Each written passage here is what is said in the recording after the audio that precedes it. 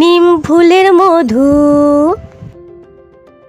বাবু, বাবু, বাবু রে, বাবু দরজাটা খোল, আমি চা নিয়ে এসেছি রে বাবু।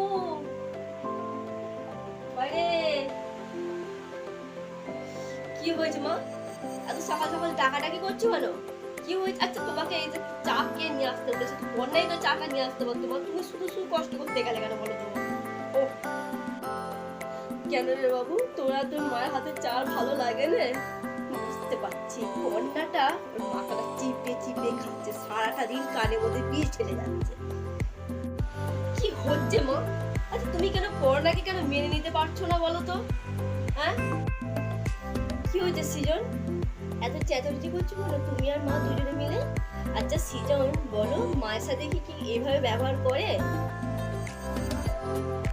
ব্যাস, মহারানী চলে এলো আমাদের মা ছেলের মধ্যে কথা বলতে। ওনার তো আবার না না গলালে হবে না, না তোমার বাবু খুব আর ভালোবাসে না।